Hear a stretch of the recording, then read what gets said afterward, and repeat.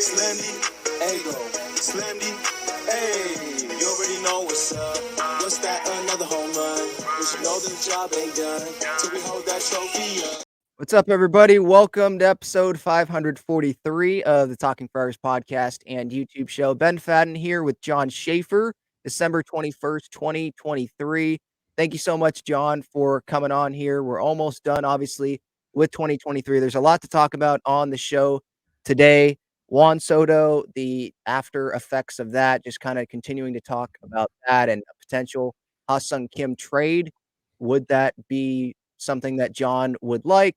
Review of San Diego sports. There's obviously a lot that went on in this year. We'll talk about that there more at the end. Payroll, Padres payroll obviously is a big topic right now this offseason. So, John, by the way, you can find Jon Schaeffer, obviously John and Jim, San Diego Sports 760, the Padres wrap-up show with some dude named Jim Russell.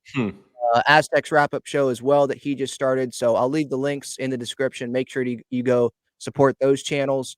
John has been doing more on the Aztec wrap-up show with San Diego State football, recruiting, and basketball. So please go check that out. But John, thank you so much for coming on. And my first question is about Juan Soto. Obviously, the Padres, they deal him. We were expecting that to happen. They get back Johnny Brito, Randy Vasquez, Kyle Higashioka, Drew Thorpe, Michael King. Did you like trading Juan Soto considering the circumstances? I didn't like it. And Ben, first of all, thanks for having me, and I appreciate the intro. And keep doing all the great work you're doing, because I think it's been a great resource for San Diego sports fans and Padres fans. So for those that are here, please support all the work that Ben's been doing day in and day out. I didn't like it, Ben, as you know, but I understand it. You know, it's like, and some of that is kind of like when your parents say, like, I'm not mad, I'm disappointed, which is a little bit worse than them just being mad at you, to be honest. They put themselves in this situation. It's understandable to get out from underneath it. I don't think it completely ruins what their plans are for 2024 and beyond, but I do think it's a little bit of a detour, for being honest. I do personally think the return has real value in it.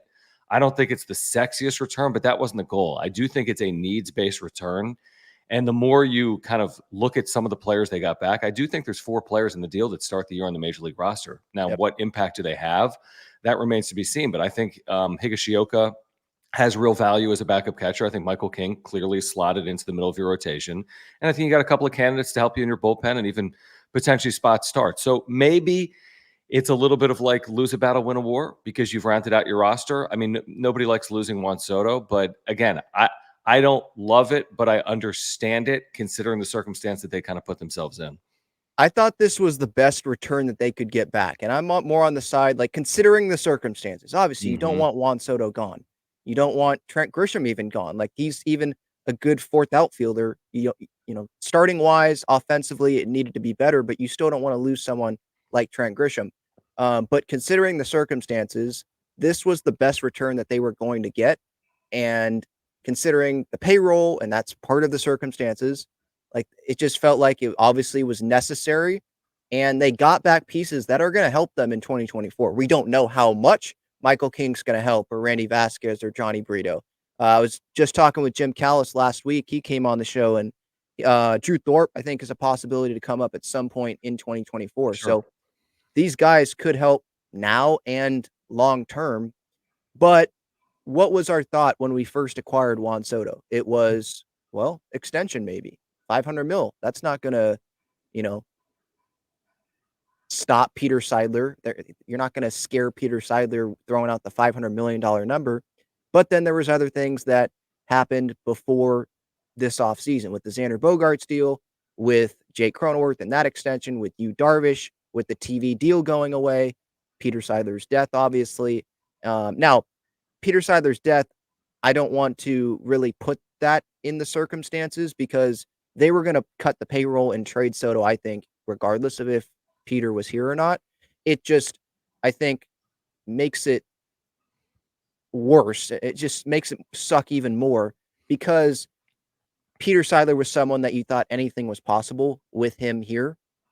And now that he's not, it just feels like every conversation we have about this Padres team is not in a positive light, where there's talent, but it's hard to think of things, at least in the offseason right now, positively with the direction that things are going. And that leads me to my next question here. With the payroll, I think it's down like 50 mil from where it was this past year. Are you surprised by this? And do you think the Padres are headed in the right direction? Are they still trying to win? Because I see some fans, they don't think that the Padres are trying to win, and they think this is like a step back year. Where for me, I think there's still a lot of talent on this team. They just need to play better. I think there's a lot of talent on this team and they need to play better. I also think the feel, to your point, like with Peter Seidler, there was this belief that anything was possible. I think it's a really good point. It feels to me more transactional in the month since his passing, where it's all about dollars and cents and getting to a number. And we don't know the full vision or direction because we really haven't heard from Eric Senda. I mean, there's been a statement. I think there was something that Dennis Lynn wrote where he had reached out and was non-committal on what the payroll would be, which is understandable. I'd like for someone to express the vision because Peter made it very clear his desire was to bring a championship to San Diego. Now, every owner would say that, but he backed it up in action. The fact that the payroll is coming down is understandable. And to your point, I think it was coming down regardless of Peter's untimely passing or not. I believe they're heading in the right direction. I just think that they're taking on like headwinds to some extent where they got to get payroll under control. And it's understandable. And in a vacuum, you get it. But some of these contracts tie up so much of the payroll that they've made it a little bit hard on themselves. And then the other part of it that, I've been saying this a lot on John and Jim. You've heard me on the wrap-up show saying like you don't necessarily want to compare yourself to someone else, but how can you not when you see what the Dodgers are doing or what the Giants are attempting to do or what Arizona accomplished last year in the postseason and they're spending in the offseason? It's like, in a vacuum, you feel good about the roster you have because you have some stars, but then you see other teams getting better. And it feels like the Padres maybe are, I don't know if taking a step back is right, but they're positioning themselves for not just 2024, but beyond 2024 as well. So I think you could argue both ways. I think they're absolutely trying to win. I just think that it continues to get more challenging. It was already hard with Peter Seidler here and with the way they were spending. It just feels maybe even more challenging today than it felt, even 6 months ago. Yeah, and you talk about the comparisons, and I think it's easy for fans to get wrapped up in that Mm-hmm. and looking, oh, the Dodgers, they're getting Shohei Yeah. Ohtani. Oh, they acquired Tyler Glasnow. The Giants, they're trying to spend. They just spent on Jung-Hoo Lee. They're trying to spend. Maybe Matt Chapman goes with Bob Melvin back in the Bay Area. I think that we got to realize that the Padres have already made those moves where you've got other teams in past years in the division. Man, look at what the Padres are doing. We're not doing anything. Well, now it's just kind of a role reversal. Mm-hmm. And so it's like, I don't know what the best comparison is, but you like buy your house and now you're just trying to get some stuff inside of it to make it be a little bit better, but you have the superstars. You have that core, I think, already. You just need to find the best ways, the smartest, best efficient ways, cost efficient ways to build out this roster and make it the most complete. You already have all of the big things, and hopefully that makes sense to Padres fans. And I just wouldn't get wrapped up in, oh, okay, so these other teams, they're signing these big players. Well, we already have the big players here. Part of it is they need to play better. That the Padres didn't just sign these players to these big contracts because they've done it for 1 year. No, they have track records, and last year was not the track record for like all of these players. And that's just how it happened this past year. So are they going to win 100 games? No, but they don't have to win 100 games to go win the World Series. They can exactly. win And 85. They can win 90. That's all that you don't have to win 100 games. We've seen 100-win teams. They do nothing in the postseason. And that's just the way it is. So it's about being hot at the right time. And so we'll see how it goes. But yeah, this offseason, it's just, I feel like there's a lot of fans that might get wrapped up in what other teams are doing. Realize what this team has already done. Those teams are doing what we already have. Yeah, and I would say to further that point, I mean, I've made this point for 2 years, and there's been a lot of pushback on it because I think people that have followed baseball for their lives understand that like there's typically a model in place to be successful, and that's winning divisions. But everything's changed. I mean, the sport is different. Whether you like it, don't like it, or you're indifferent to it. I'm not telling you that I'm a proponent of everything that's happened, but the facts are the facts. You can win 84 games and win a World Series. Okay, Arizona was in the World Series with 84 wins. We saw Philadelphia get to a World Series. There's a number of examples here in recent years where teams aren't necessarily winning 100 games and winning the World Series. That's possible as well. I'm not saying don't strive to win divisions, but when I hear Mike Schill, even in his press conference, say first order of business is winning the division, I completely disagree. I mean, again, if it was 25 years ago, of course. Today, the first order of business for me is to be playing your best baseball late and get into the postseason. Is it harder to win out of a wild card spot than out of winning in the division? Theoretically, you have another round, but a lot of these teams have not gotten through that have gotten the bye. So I say get in, put yourself in a position. This is what the Padres did 2 years ago. Better starting pitching than the Dodgers when it mattered. This is what Arizona did last year. Better starting pitching than the Dodgers when it mattered. So yeah, everyone wants to win 115 games, but I think most people would prefer to win in the postseason. And that's what the Padres are going to have to try to do in 2024 and beyond. For sure. Yeah. And right now they have Ha-Seong Kim on their roster. There's a lot of Padres fans that obviously don't want to trade Ha-Seong Kim. And just like a lot of Padres fans didn't want to trade Juan Soto. But when I am looking at this roster, and we're talking about building more of a complete roster, and the Soto deal helped the Padres, in my opinion, build more of a complete roster with the pitching that they got, Kyle Higashioka that they acquired. With Kim, you look at some of the other guys that are on this roster. Jake Cronenworth, where is he better at? Not first base, at second base. That's where his highest value is. And maybe it's a good idea, maybe just me, but maybe it's a good idea to have the person that you just gave a 7-year contract to, have him in a spot where he can provide you with the most value. Xander Bogaerts, he's here long term, 10 more years. Jackson Merrill, he's coming up. Padres don't want to trade him. I don't see him being moved to the outfield. So there's other middle infield guys that can be in that Ha-Seong Kim role. And with Kim, he's at his highest value right now. He's not going to be here long term unless there's a trade that happens that I just don't see happening. Unless that happens, he's not going to be here. And so get something back for Ha-Seong Kim if the right return is there. This is not Soto, at least for me. Soto, yeah, you wanted the best return, but I'm trading Juan Soto just because of how much money he's making. Like, that just had to happen. With Kim, I got to get the right return because I know it's $7 million. Like, you can still build a roster with Kim on your team, but get the right return, sell him at his highest value. You're not going to get him back in free agency, and you can open up the first base spot instead of having it clogged by someone that's not a first baseman. And then maybe you get pitching back. You can get a starter back. You can get a reliever back. There's more relief help that I think is needed beyond Yuki Matsui, assuming that he signs here with the Padres on what's reported to be a 4-year deal worth a little over $20 million.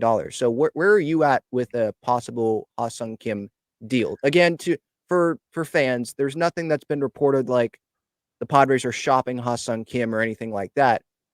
But I'm just looking at the roster, and it feels like a move that could make sense. Well, I'm sure it's a possibility. I have two thoughts on it. A, I need to know what the health of Manny Machado is before I even consider moving Ha-Seong Kim, because I'm starting the season with Ha-Seong Kim at third base in all likelihood defensively because of Machado's elbow situation. Now, I think there's probably other options there as well. Like you said, you could go the younger route, but it's going to be hard to convince people. You're in a marketing business as well. It's a business of winning. It's a business of marketing.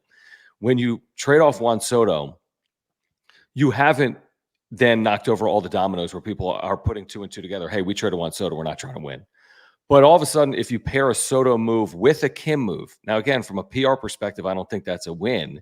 Maybe from a baseball perspective, you think in the long run or even in 2024, that can make you better. But at some point, you're going to discourage your fan base, not to provide apathy, but I'm not saying it's a fire sale. I'm not saying that. But if all of a sudden Soto, Kim, more money comes off the books. I mean, at some point you're going to have to stabilize a roster and really convince people we are in the business of winning in 2024, despite trading Juan Soto. That alone is probably a difficult sell. You also move Ha-Seong Kim coming off the year in which he came off, and I'm with you. They may not be able to keep him long-term. He's going to get $100 million plus based on his performance. He's only got 1 year left on his deal, but I got question marks about Manny Machado in the field right now. I've got a brilliant defensive player that has come into his own offensively. If I truly believe I'm a playoff team in 2024, to do it without Ha-Seong Kim to then, quote unquote, round out or address areas of need, is I don't know. It just keeps getting to be a little bit of a tougher sell for me. If it's a can't miss package in return, you have to consider it. But I think I'd prefer to start the year with Ha-Seong Kim than not, considering some of the question marks with Manny Machado's health. What if, and those are great points. And again, it's not a situation for me where I have to trade Ha-Seong Kim. What if you trade Ha-Seong Kim and that moves Jake Cronenworth back to second base Mm-hmm. and they go sign someone like Rhys Hoskins to play Sure. first base? Where I think that it's like, okay, well, we're trying to win here. We just signed Rhys Hoskins. We moved Cronenworth back to second base. Kim's not going to be here long term. We reallocated some of this money to someone like Rhys Hoskins. I'm not saying Rhys Hoskins is coming. I don't think he is going to come. Right. But I'm just thinking that could sell to the Padres fan base. If Yeah, you I have agree to with deal that. someone else, you bring in, an impactful guy. Yeah, I do agree with something like that, and I'm completely on board with moving Jake Cronenworth to a middle infield position because he's better suited there because of his bat, especially as he's now, in his 30s and his offensive production has only gone down each of the last 3 years. I do think that should be part of the plan for the Padres, if possible. If it's not 2024, maybe it's 2025, because you do have Kim in 2024. That's understand. Listen, what can you get for Ha-Seong Kim is the first question, but maybe before that question is, what is the plan with Manny Machado in the field? Who has answers to that? Will he be in the field in April or will he be in the field in June? There's a big difference there. And if it's June 1st in the field, maybe he's very productive as a hitter from the start of the year, which is phenomenal. But if you need to find someone to field third for 60 plus games and you trade away Ha-Seong Kim, you could put yourself in a unenviable situation is what I would say. Yeah, for sure. Yeah. I wanted to hit on some potential guys that you would want to see the Padres acquire here this offseason. We know that they don't have a ton of money to spend. The luxury tax, I mean, it's different. If you go on Spot Track, Fangraphs, there's Yep. different numbers. There's like 199, there's 205. But let's say they have, 25 mil to spend AAV wise.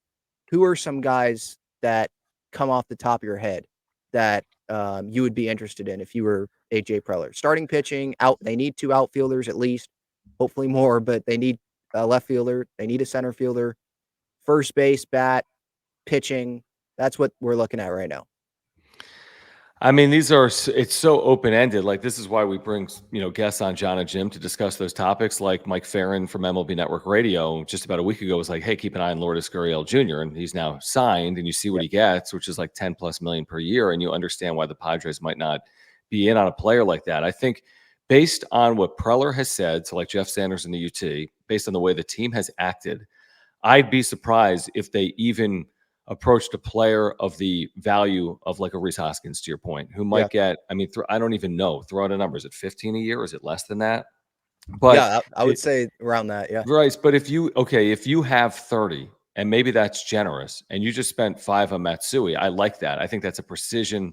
You address a need. He has value maybe eventually at the back of your bullpen. Maybe it doesn't start there immediately, but at 5, you understand it. And now you go from 30 to 25. If you need 2 outfielders, if you need 1 or 2 starters, and if you still need bullpen help and you need to upgrade your bench, I just don't know where you're turning. I think Preller, I think he laid out the plan in plain day when he said, let's see who's available in January after some of the names are off the board. Obviously, they're not turning to Cody Bellinger. It doesn't make any sense. That would take up all their money. Obviously, Blake Snell's not going to be an option. It doesn't, unfortunately, make any sense because they wouldn't have any flexibility if they did something like that. So I think you're really looking at who's the 2024 Seth Lugo and Michael Wacha, right? That's basically what you're looking at. I think they're going to look inside the system to fill some of these roles. Like he said, Marcy would get a chance in spring training to earn a job. And I believe him when he says that because of their lack of flexibility. So I've been saying it on John and Jim. I don't think it's going to be sexy names. And by the way, are you even spending? Like, there are names, and then you have to ask yourself, do they provide value? Does Lucas Giolito provide value when you look at what he did in the second half last year? Why would you? And every starting pitcher that's on the market that's 30 something is getting 10 million plus basically, unless it's a reclamation project or a player coming off injury. So there's not like one name for me. Like, they have to go get Rhys Hoskins. I mean, I don't see it like that. I think it's about rounding out the roster. I think they do some of it via trade. And if you expect them to spend 10 million plus on a player, you may be disappointed this offseason considering their needs. Yeah, I've gone through some players, like, because it's not just going to be all through free agency, because you mentioned these free agency prices. I'm I'd be surprised if there's going to be, trades or no trades to happen for the Padres for the rest of this offseason. I feel like at least one more is going to be happening. Dylan Cease, I'd kind of be surprised if the Padres didn't have their name mentioned Hmm. with Dylan Cease because he has a couple years of control, because they do have a top pitching prospect that they might be willing to give up. They have a strong farm system even after the Soto deal a couple years back, or I guess last year, but a couple seasons back. I'm thinking about, someone like Trevor Rogers, AJ Puck from the Miami Marlins, trades like that where guys are making $1 million and they have, 3 years of control. Max Kepler from the Twins, who it's 1 year, it's not long term. Kevin Kiermaier, depending on how much money he would get on a 1 year deal in free agency.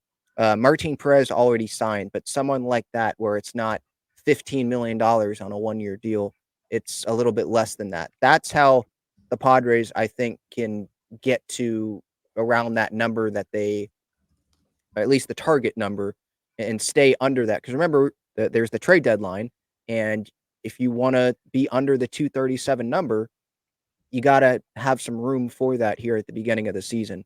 So it's going to be interesting. I mean, the Padres, they put themselves in this spot, and they've also they've had these cards dealt to them. Like, so Yeah. it's because of the And are TV you deal. And right? And like, you want to spend, like Harrison Bader, good defensive outfielder, but they just had a good defensive outfielder that a lot of people are critical of because he didn't perform up the middle, and he's going to make, I don't know, he made 5 or 6 last year. Maybe he makes 7 or 8 next year, and you're getting a guy with like a sub 700 OPS to fill a spot with someone that had a sub 700 OPS when you already have guys in the system that maybe could just do that already. Like, do you want to spend 2-3 years, 7 million a pop for Harrison Bader when you could just, rely on your system potentially, whether it's to start the year or maybe you find some stopgap for 60 games, and then all of a sudden you've got Marcy playing center field for you. Those are the questions for me. I know there was, the Cuban pitcher like Rodriguez they were in yeah, on, but now it appears maybe they're not fully in. These are the type of moves you're talking about. Again, to the average fan, now people watching you and me aren't average fans. They consume this content year round. But I think to the average fan, to those that go to Petco Park day in and day out, or on a weekend for bobbleheads, I don't know if, Cuban right-hander Rodriguez or Harrison Bader are overly exciting, but that's not really AJ Preller's job. He needs to fill out the roster in the best way in which he can. The marketing should take care of itself. They have Tatis, they've got Machado, they've got Darvish, but they need to find a way to put together a roster. And again, I don't think it's going to be a sexy way to do it from now until the start of spring training, but they just need to do it the way that they need to do it with the budget that they have. yeah, for sure. All right, before we move on to San Diego State, just letting people know here, episode brought to you by Gaglione Bros Famous Cheesesteaks and Garlic Fries. Their main location is on Friars Road. The website is in the description. They've got the phone number there, the address. Please make sure to check them out. They've got great cheesesteaks and garlic fries, obviously. Cheesesteak fries. They're at Petco Park at Snapdragon Stadium. And speaking of Snapdragon Stadium, where San Diego State football will be playing, obviously, in 2024. And it looks like they're going to have a pretty exciting team, at least more exciting than 2023. I know that's kind of a low bar. But, Sean Lewis, big recruiting class, a lot of commitments, quarterbacks, corners, safeties. Um, some of these names, I'm not going to act like I know a ton about these names, Sure. but guys that are taking San Diego State's offer over LSU, Notre Dame, big schools, someone transferring from Florida State, AJ Duffy, Hmm. who is going to be competing for the starting quarterback job.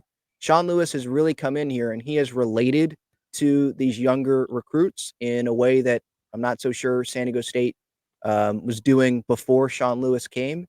And, they got the top ranked recruiting class in the Mountain West, according Yeah. to one of the Hmm. sites. Um, I don't think that means a whole lot. Like, what matters the most is what happens on the field. But I'm already sensing more excitement from the fan base. I'm already sensing like, okay, this is refreshing. Like, I can't wait for next season. I think that's what you're experiencing as well. 100%.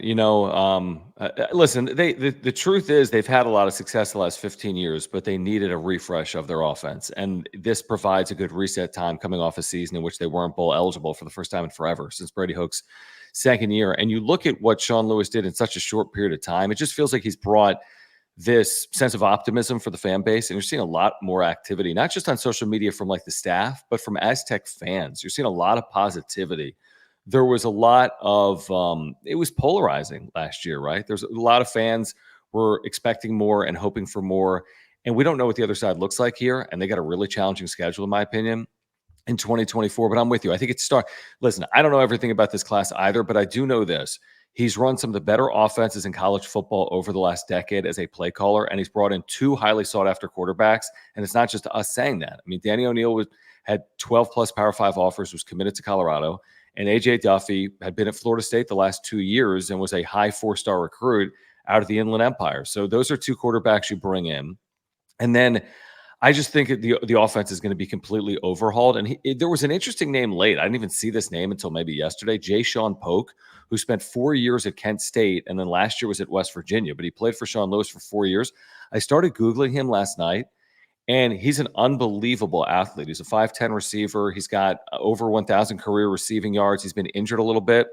He's a great return man. I watched some return last night on ESPN.com. I sent it to Jim. It was like a Madden glitch return. He was like fully brought to the ground like multiple times, yet stayed on his feet and had like some kick return touchdown. My point is this: they've brought some real skill here as well. I don't know the full extent of the skill that they brought in. There's the Colorado transfer tight end that had a nice year last year with 30 plus catches. There was a former walk-on. There's this Polk receiver I just mentioned that was at Kent State. There's these quarterbacks as well. So I think the reasons for optimism are legitimate, and we'll see how long it takes for Sean Lewis to implement an offense that he's been able to have so much success with.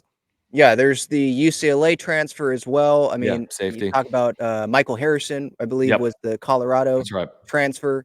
So, yeah, it's exciting. And I think that what also is refreshing is we're talking about the program. We're talking about the head coach. We're talking about the players. Were we talking much about the players this past season? Or were we talking about, oh, there needs to be a change? There's no one going to games. We were talking about stuff that wasn't all about on the field. And so I think that's really, really refreshing. And so, yeah, we'll see where this goes. We'll see how long this process takes to really see the results. But yeah, I mean, get this team to a bowl game this next year and be, top half of the Mountain West. I think that's what Aztecs fans should be asking for. I think that's pretty realistic to ask for. I don't think that you should be asking for them to, be in a New Year's Six game for, the first year of Sean Lewis. These guys are just coming into the program. It might take some time, but it's more interesting. There's more interest in this program from the fan base. That's what JD Wicker wanted. That's what Sean Lewis wants here. And I think overall it has to be good for the university after a couple disappointing seasons to open up Snapdragon Stadium. No doubt. I mean, it's brought a lot of life into the football program. I think there will be a lot of excitement at Snapdragon Stadium. I will say, to your point, I think a bowl game berth is a huge win, because if you really like pare down the schedule, it's as hard as they will play, because Oregon State, Washington State, Cal are all on the schedule. You could argue that's 3 Power 5 opponents, depending on, again, how you clarify Oregon State and Washington State, but they've got different resources from a budget perspective, and Oregon State's coming off a really good year. You also have the unique situation of playing both Oregon State and Washington State at home, which I think is pretty cool for Aztec fans. But when you say Oregon State, Washington State, Cal Berkeley, at Boise State, just off the top right there are 4 really challenging games. And I'm missing their road games in general. They're going to Laramie to play Wyoming. They're going to Utah State, I think, in Logan. So it's not easy from a scheduling perspective. That alone doesn't concern me, but like they can make, my point is this, they can progress, but we'll see how much they can progress in the win-loss total considering the schedule they're going to play.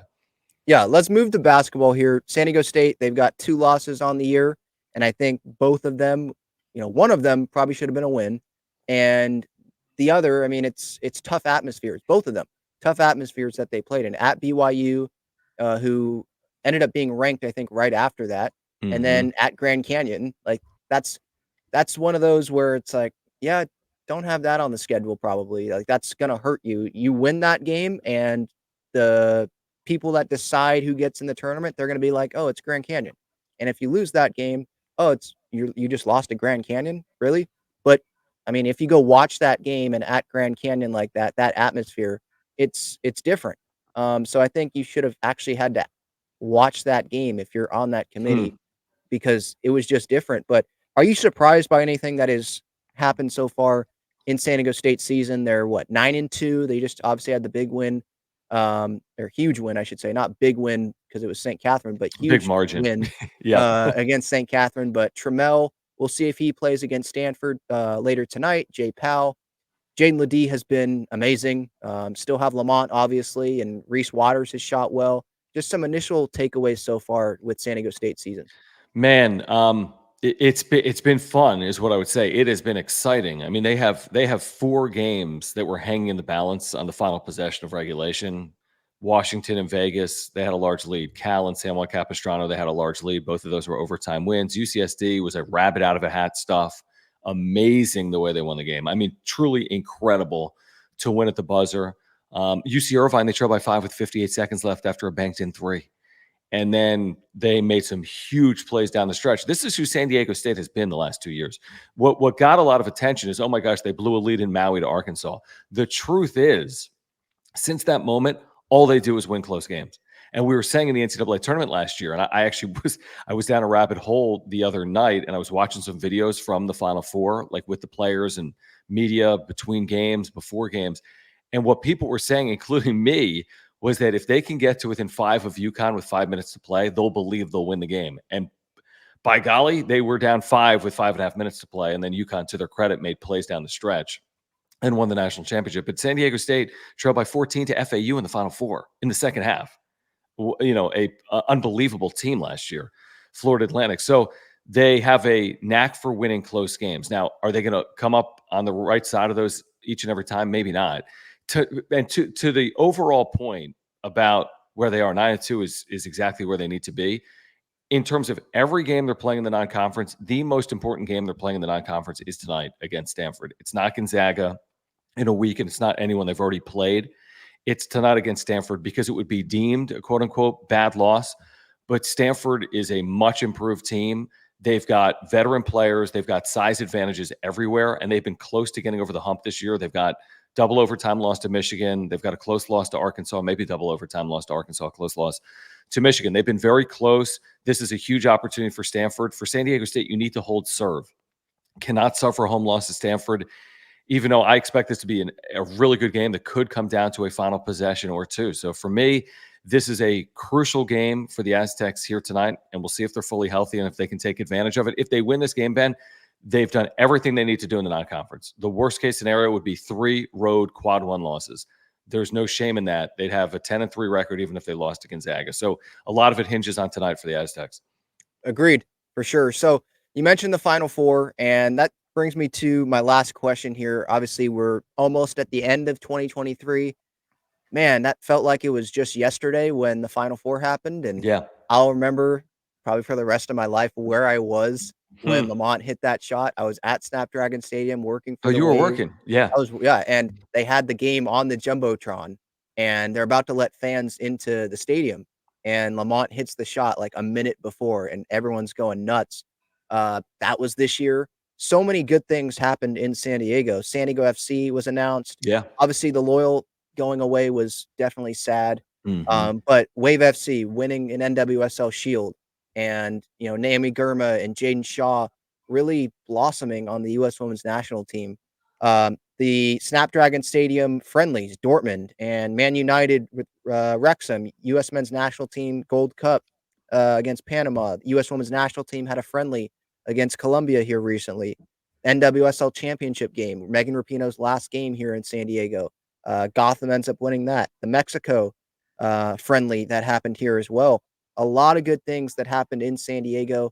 I don't know if I would label it as a success in 2023 for San Diego because the main thing is the Padres and it was a failure of a season, but there was definitely a lot of positives to take from 2023. What would you say about just the year overall for San Diego sports in 2023? Well, I'm always going to remember, to your point, San Diego State's run. And as Mhm. someone that's like in the middle of my career and is like older than you and has worked in sports like their whole career, you understand how hard it can be to make a run in the NCAA tournament and how special it can be. It just brings everyone together. It's amazing for a university or a city in San Diego State's case, to be in a city as large as San Diego and have everyone rally behind a run is pretty special. And you just knew it when you were in it. I remember after they won against Furman, they're going to the Sweet 16. I'm like, this is something you just don't know if you get it again. You don't know how long it takes to get there. You could be a great team. There have been 1 seeds that lose their first game, or 2 seeds that get knocked out in the first round. So you can never predict when you make a run. That's something that I'll remember for forever. My lasting memory from there is obviously Lamont, but it's also when we flew back to San Diego after the championship game loss was really surreal. There were like helicopters over top San Diego International, and there was a police escort for San Diego State's buses back to the campus, and the police had closed down like the highways, and people were like stopping their cars and like waving. It was surreal. It was honestly incredible. And it's something, that it could happen back-to-back years. It happened with Butler, or you could go 25 years and not see anything like it ever again. So, for me, I'll remember 2023 as just like a magical time. Yes, there were the Padres struggles, but I still think the future is bright. And I think with the expanded postseason, you still never know. So, yeah, I'll remember it based on that Final Four run and the Lamont shot and everything that surrounded San Diego State's unbelievable story of 2023. And it was unbelievable. Yeah, and when you really think about it, like the early of 2023 with San Diego State basketball, and then late 2023 with the hiring of Sean Lewis and the freshness, the restart really of San Diego State's football program. I mean, just a tremendous year for the 2 major sports for San Diego State, and then San Diego State softball, what they did as well, in the regional. NCAA, in the super regional. So, yeah, I mean, San Diego State, what a year for them, and what a year for San Diego Wave, and just there's still a lot of positivity for sure coming off of a big, long 2023 calendar year. And I'm excited. I'm really excited to see what happens in 2024, because I think the Padres are going to be better. The Wave are hungry to go win the whole thing, not just win the regular season. San Diego State football, San Diego State basketball, we'll see what happens there. There's a lot to be, excited about. So we'll see. But yeah, Jon Schaeffer, San Diego Sports 760, Aztecs wrap-up show, Padres wrap-up show, John and Jim weekdays 3 to 6 on San Diego Sports 760 on YouTube as well. Great job from them every day. Thank you so much for joining the show, John. Really appreciate it. Maybe Jim will let me on the show sometime. It's possible. It is possible, but no, I appreciate you having me, Ben, as always. Happy holidays to you and your viewers. And 2024, I'm with you. I'm excited. I think if you're a San Diegan and you're a sports fan here in this community, there's reasons for optimism, and nothing like the start of a new year. So yeah, we'll see what 2024 brings for San Diego sports fans. All right, that is it. Episode 543, Talking Friars. Thank you, everyone, for the time. Again, what a great year. I appreciate everyone in the audience. Don't take you for granted at all. Couldn't do it without you. Have a great rest of your day, everyone. For Jon Schaeffer, Ben Fadden, that is it. See you later.